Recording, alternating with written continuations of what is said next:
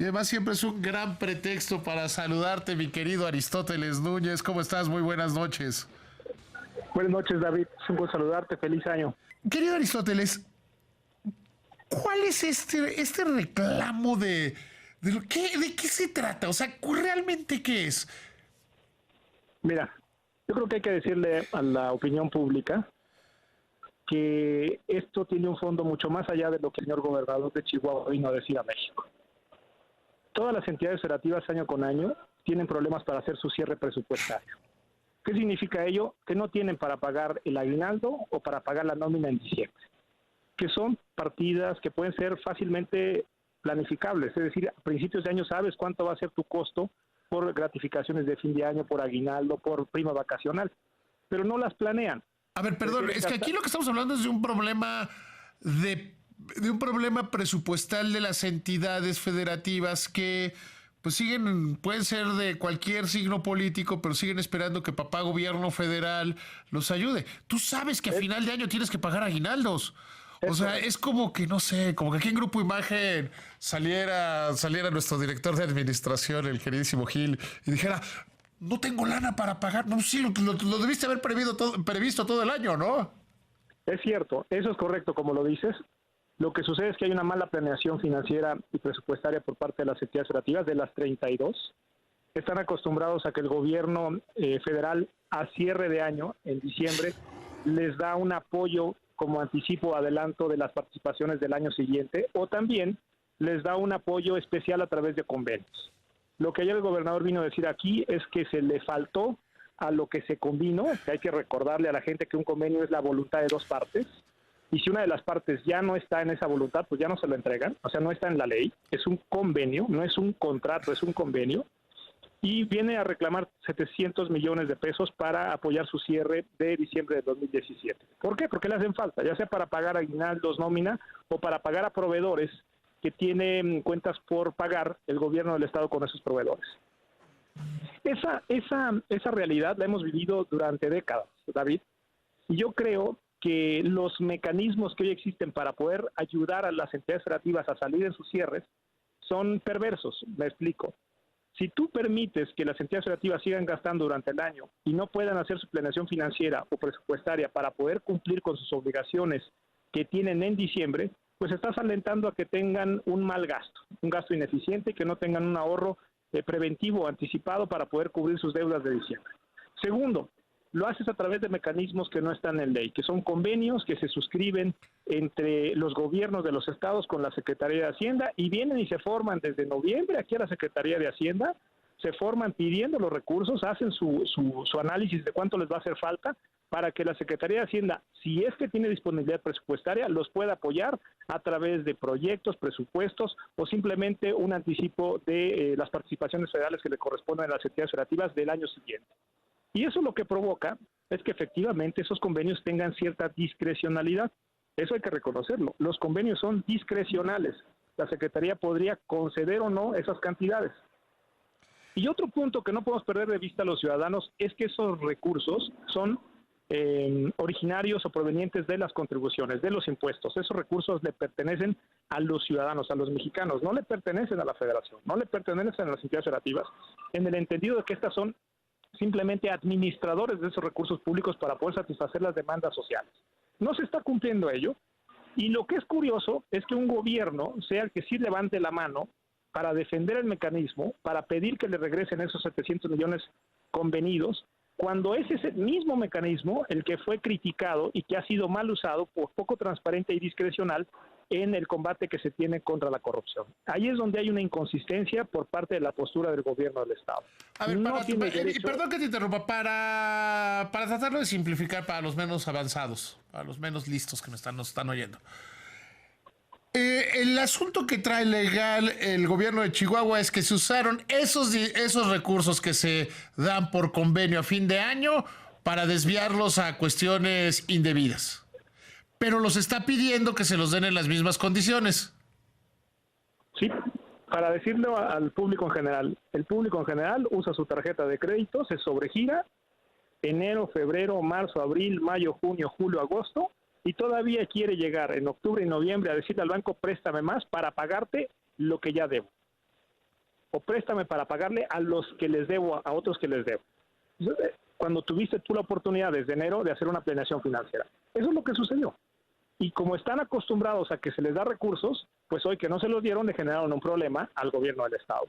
Es un problema del gobierno del Estado que sí pudiera afectar a los ciudadanos de Chihuahua, pero ocasionado por una mala planeación financiera del gobierno del Estado. Y ese es el fondo que yo creo que se tiene que agotar en una circunstancia como la que anunció el gobernador de Chihuahua. Por un lado hay que reconocerle que qué bueno que hace un combate frontal a la corrupción que se dio en las administraciones anteriores, qué bueno y hay que celebrarlo y felicitarlo por ello.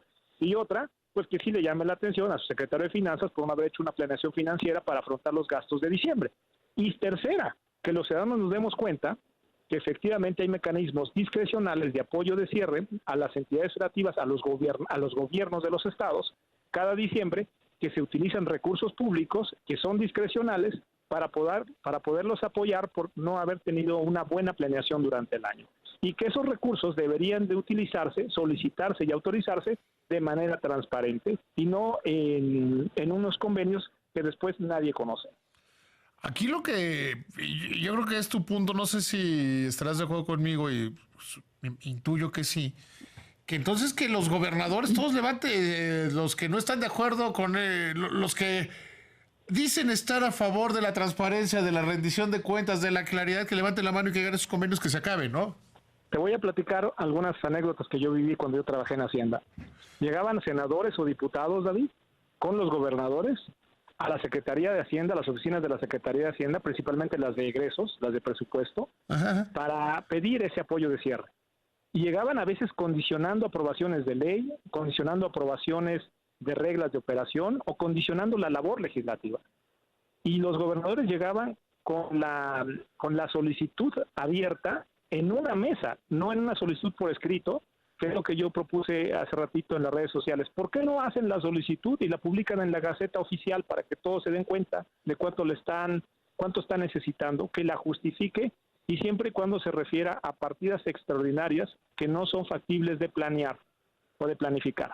Porque eso sí se entendería. Porque podemos estar hablando de que haya una catástrofe natural, bueno, ahí necesitas una partida extraordinaria que las cubre el Fonderia, hay todo un mecanismo, digamos.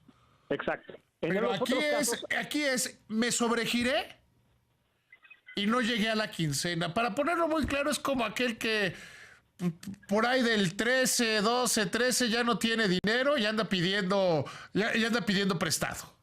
Y hay otro tema, David, que yo no quiero evitar señalar. El gobernador dijo que era una represalia de la Secretaría de Hacienda. Pues yo no sé si el término sea el correcto.